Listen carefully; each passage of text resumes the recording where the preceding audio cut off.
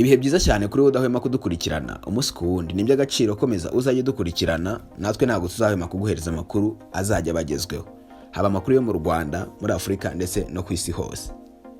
Gusa ariko mw'abantu mwe, ibintu byongeye byakomeye, ibintu byongeye byakaze. Ntabwo ngiye kwizinda mu magambo cyangwa se ngo ninde mu magambo, ariko tuvugishije ukuri ibintu byongeye byakomeye. Ku munsi w'ejo ku itariki 14 z'ukwezi kwa 12 2021, Minisiteri y'Ubuzima yasohoye itangazo rijyanye n'ubwoko bushya bwa COVID-19 bwitwa Omicron. Ubu ngubu bwagaragaye bwa mbere mu bihugu by'amajyepfo ya Afurika, birimo bya Botswana, South Africa, ibihugu nyine byo mu majyepfo ya Afurika. Hanyuma ku munsi w'ejo Minisiteri y'Ubuzima yasohoye iryo tangazo rivuga riti: Minisiteri y'Ubuzima iratangaza ko binyuze mu gusuzuma byimbitse ibizamini by'abagenzi binjira mu gihugu, mu Rwanda hagaragaye abantu 6 banduye virusi yihinduranya ya COVID-19 izwi ku izina rya Omicron. Abo bantu ni abagenzi ndetse n'abahuye nabo. Iyi virusi yihinduranyije ya Omicron izwiho gukwirakwira mu bantu benshi mu buryo bwihuse, bityo ingamba nshya zashyizweho n'inama y'abaminisitiri zigamije gukumira ko ubu bwoko bwakwirakwira mu baturarwanda benshi.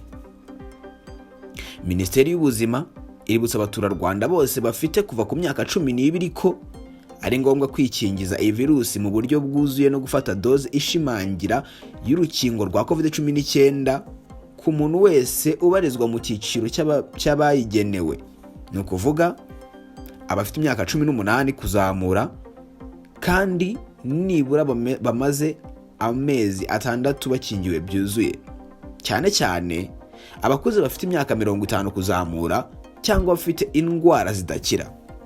Ndagira akantu mukumve neza. Uru rukingo rwitwa urwa gatatu cyangwa se urukingo rushimangira, nk'uko Minisitiri w'Ubuzima nibo basinye kuri iri tangazo, Dr Ngamije Daniel, Minisitiri w'Ubuzima, ariko ni itangazo nyine ryasohowe na Minisiteri y'Ubuzima. Rero uru rukingo n'urwa gatatu ariko rwitwa urukingo rushimangira, rugenewe abantu bafite hejuru y'imyaka 18 bamaze amezi 6 bakingiwe byuzuye, ubwo bahawe za doze 2, haba abakingiwe Pfizer ndetse na AstraZeneca kubera ko bahabwa doze 2. Hanyuma rero ugahita wongera ukikingiza bwa gatatu. Uru rukingo rero rwiswe urukingo rushimangira. Hanyuma rero nyuma y'iri tangazo ryagiye hanze ku munsi w'ejo, hahise hanasohoka ibyemezo by'inama y'abaminisitiri. Hanyuma ibyemezo twamenye ko ku munsi w'ejo mu masaha ya saa 12 z'umugoroba nibwo twamenye ko Perezida wa Repubulika Paul Kagame ayoboye inama y'abaminisitiri yaberaga muri village Urugwiro nk'uko nyine bisanzwe.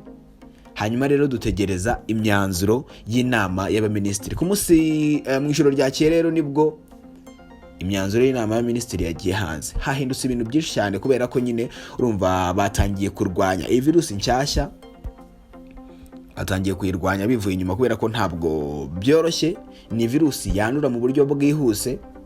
Bityo rero hahise hajyaho n'ingamba nshya zo kuyirwanya kugira ngo turebe ko itakwirakwira mu banyarwanda benshi. Kugeza ubu ngubu ni abantu 6 bamaze kugaragaraho iyo virusi yitwa Omicron.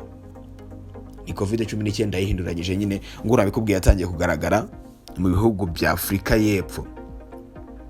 Hanyuma ngiye kukubwira imyanzuro y'inama y'abaminisitiri. Hahindutse ibintu byinshi cyane, birimo n'ibitaramo byari byarateguwe muri no minsi mikuru byahagaze, amasaha yo gutaha, ndetse hahindutse ibintu byinshi. Ngiye kugusomera imyanzuro y'inama y'abaminisitiri yose ukuntu imeze. Gusa hahindutse ibintu byinshi cyane ku buryo namwe mugomba kwirinda COVID-19, kuko COVID-19 yongeye kubyutsa umutwe ku rwego rwo hejuru, ndetse muranabyumva hanze.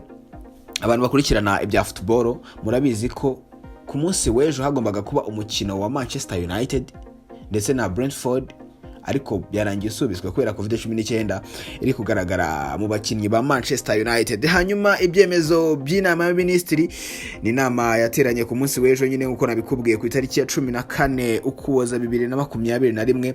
Ubwo rero ngiye kugusomera itangazo ry'ibyemezo by'inama y'abaminisitiri yo ku 14 z'ukwezi kwa 12 2021. Kuwa kabiri tariki ya 14 Ukuboza 2021 inama y'abaminisitiri yateraniye muri Village Urugwiro iyobowe na nyakubahwa Perezida wa Repubulika y'u Rwanda Paul Kagame. Nyuma yaho Minisiteri y'Ubuzima yemeje ko ubwoko bushya bwa COVID-19 bwahawe izina rya Omicron bwagaragaye mu Rwanda. Inama y'abaminisitiri yasabye abaturage kurushaho gukaza ingamba zo kwirinda cyane muri iki gihe twegereje iminsi mikuru isoza umwaka. Mu rwego rwo gukomeza gukumira ikwirakwira rya COVID-19 ni ngombwa kwikingiza, kwipimisha kenshi COVID-19 ndetse no kwirinda kujya ahari abantu benshi. Ingamba zikurikira zigomba gushyirwa mu bikorwa mu Rwanda hose cyangwa se mu gihugu hose mu gihe cy'ukwezi kumwe uhereye ku itariki ya 16 Ukuboza 2021, ariko zishobora kuvugururwa igihe cyose bibaye ngombwa hashingiwe ku isesengura ry'inzego z'ubuzima. No kuvuga ko baduhaye ukwezi kose, iyi myanzuro ngiye kukubwira irakurikizwa ukwezi kose, ariko isaha n'isaha bibaye ngombwa baramutse babonye COVID-19 cyangwa se ubwoko bushya bwa COVID-19 bwitwa Omicron bwakomeje gukara cyane, naguma mu rugo twakongera tukayijyamo kubera ko ubu bwoko burakomeye cyane. Niba ukurikirana n'amakuru ku mugabane w'Uburayi ho birakaze cyane, yatangiye kugera henshi cyane no mu Rwanda rero yahagaragaye. Hanyuma ibyemezo by'inama y'abaminisitiri nyine ngiye kubikunyurizamo amaso, ariko cyane ndibuze kugaruka ku byahindutse. Ni ukuvuga ngo ingendo zirabujijwe guhera saa 6 z'ijoro kugeza saa 10 za mu gitondo. Ibikorwa byose byemerewe gukomeza bizajya bifunga saa 5 z'ijoro. Icya kabiri, abagenzi bose binjira mu gihugu bagomba guhita bashyirwa mu kato k'iminsi 3 muri hoteli zabugenewe kandi bakiyishyurira ikiguzi cya serivisi bahabwa. Abagenzi bose bapimwa COVID-19 PCR test bakigera mu gihugu, bakongera gupimwa ku munsi wa 3 n'uwa 7 biyishyuriye ahantu hagenewe gupimirwa COVID-19. Abagenzi bose binjira n'abasohoka mu gihugu bakoresheje ikibuga mpuzamahanga cya Kigali bagomba kuba bafite icyemezo cy'uko bipimishije COVID-19 cyangwa se PCR test mu gihe cy'amasaha 72 mbere y'uko bahaguruka, kandi bakubahiriza amabwiriza y'inzego z'ubuzima yo kwirinda COVID-19. Ibitaramo by'umuziki no kubyina cyangwa se night clubs, live bands, karaoke bibaye bihagaritswe. Konseri zateguwe zizajya zibanza kwemezwa n'urwego rw'igihugu rushinzwe iterambere mu Rwanda RDB.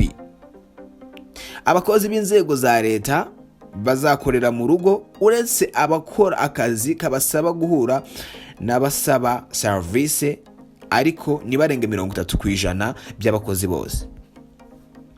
Ibikorwa by'inzego z'abikorera bizakomeza, ariko buri rwego rurasabwa gukoresha abakozi batarenze 50% by'abakozi bose kandi bakubahiriza amabwiriza yo kwirinda COVID-19. Imihango y'ubukwe harimo gusaba ishyingira rikorewe imbere y'ubuyobozi bwa leta n'irikorewe mu rusengero ntibigomba kwitabirwa n'abantu barenze 30% by'ubushobozi bw'aho bateraniye, kandi umubare wabo nturenge abantu 100. Ibirori bibera mu ngo ntibigomba kwitabirwa n'abantu barenze 50, kandi bakabanza kumenyesha ubuyobozi bw'inzego z'ibanze. Abitabiriye iyo mihango bagomba kwerekana ko bipimishije COVID-19 mu masaha 72 mbere y'uko ibyo bikorwa biba, kandi bakubahiriza amabwiriza yo kwirinda COVID-19 nk'uko bikubiye mu mabwiriza ya Minisiteri y'Ubutegetsi bw'Igihugu. Abategura amakoraniro, ibirori bagomba gukora ku buryo bibera hanze cyangwa ahantu hagera umwuka uhagije. inama zikorwa imbonankubone zizakomeza. Umubare w'abitabira inama ntugomba kurenga 75% by'ubushobozi bwo kwakira abantu bw'aho bateraniye. Abitabiriye inama bose bagomba kugaragaza ko bipimishije COVID-19 mu masaha 72 mbere y'uko inama iterana. Ni imodokari, ingendo mu modokari zitwara abagenzi ni ugutwara 100% cyo nta cyahindutse. Moto n'amagare byemerewe gukomeza gutwara abagenzi. Abatwara moto n'amagare barasabwa kubahiriza amabwiriza yo kwirinda COVID-19, hano nta cyahindutse. Restaurant zizakomeza kwakira abakiriya ariko ntizirenze 50% by'ubushobozi bwazo bwo kwakira abantu. Restaurant zakira abakiriya bicaye hanze zemerewe kwakira 75% by'ubushobozi bwazo bwo kwakira abantu, na hano nta cyahindutse. Utubari tuzakomeza gufungura mu byiciro mu gihugu hose hubahirizwa amabwiriza yo kwirinda COVID-19. Hanyuma imihango yose ibera mu nsengero zahawe uburenganzira bwo gukora kuko zujuje ibisabwa mu kwirinda COVID-19 igomba kwitabirwa n'abantu batarenze 50% by'ubushobozi bw'izo nsengero bwo kwakira abantu. Ibikorwa by'ubukerarugendo bizakomeza hubahirizwa amabwiriza yo kwirinda COVID-19. Muri ibyo bikorwa harimo amahoteli, abashinzwe kuyobora ba mukerarugendo cyangwa se bitwa tour operators na service zo gutwara ba mukerarugendo. Ibikorwa bya siporo y'umuntu ku giti cye n'izikorerwa hanze abantu bateranye bizakomeza. Hanyuma ibigo bikorerwamo imyitozo ngororamubiri cyangwa se gyms and fitness centers bizakomeza gufungura mu byiciro. Koga muri za piscine cyangwa se swimming pools, ahakorerwa sauna na massage bizakomeza gufungurwa mu byiciro.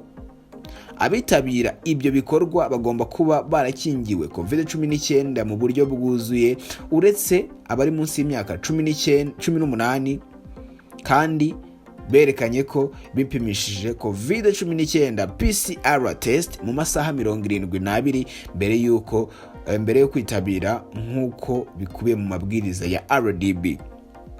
Umubare w'abitabira ikiriyo ntugomba kurenza abantu 30 icyarimwe. Imihango yo gushyingura ntigomba kurenza abantu 50. Ibikorwa by'imikino y'amahirwe bizakomeza gufungura mu byiciro hashingiwe ku mabwiriza yatanzwe na Minisiteri y'Ubucuruzi n'Inganda. Ayo niyo mabwiriza yagiye hanze mu ijoro ryakeye, ubwo ni ku munsi w'ejo nibwo inama yateranye, ariko ibyemezo by'inama ya minisitiri byasohotse mu ijoro ryakeye, ariko mu gitondo nibwo byagiye hanze, nibwo abantu benshi babibonye. Ariko ingingo z'ingenzi cyane ni ingendo zibujijwe guhera saa 6 z'ijoro kugeza saa 10 za mu gitondo. Abagenzi bose binjira mu gihugu bagomba guhita bashyirwa mu kato k'iminsi 3 muri hoteli zabugenewe. Ibitaramo by'umuziki no kubyina night clubs bibaye bihagaritswe. Abakozi b'inzego za leta bazakorera mu rugo uretse akazi kabasaba guhura n'abasaba service, ariko nibarenga 30% by'abakozi bose. Ibikorwa by'inzego z'abikorera bizakomeza, ariko buri rwego rurasabwa gukoresha abakozi batarenze 50% by'abakozi bose. Ngayo mabwiriza ya COVID-19 nibyo byasohotse, niyo makuru agezweho cyane. Hahagaritswe ibitaramo, ngira ngo murabizi ko hari ibitaramo bigiye bitandukanye, hari nk'icyitwa Noheli Waves cyari kuzahuriramo Eva Bravan, Aline Sano na ba Kevin n'abandi. Ubwo nacyo kirahagaritswe, ndetse n'ibindi bitaramo byinshi cyane byari byarateguwe mu isozwa ry'umwaka byose birahagaritswe. Ubwo rero batanze igihe kingana n'ukwezi, ubwo nukuva ku itariki ya 16 Ukuboza kugera ku itariki ya 16 z'ukwezi kwa Mutarama cyangwa se ukwezi kwa mbere. Andi makuru yose n'ubundi tuzagenda tuyabagezaho. Bavuze ko kandi iyi myanzuro ishobora guhinduka isaha n'isaha bitewe n'impamvu runaka ihari. Ndagushimiye cyane wabanye nanjye, kandi komeza kubana nanjye nago nzahwema kuguhereza amakuru azajya bagezweho, amakuru yo mu Rwanda, muri Afrika ndetse no ku isi hose. Icyo usabwa ni kimwe gusa, kora subscribe ubundi ukande no kukazogera, ujye no kuri Instagram wandikemo ikwishimwe 13 ubundi ukande follow. Ibintu byose bikomeze kugenda neza cyane. Komeza kugira ibihe byiza kandi Imana ikomeze kubana nawe. Ciao.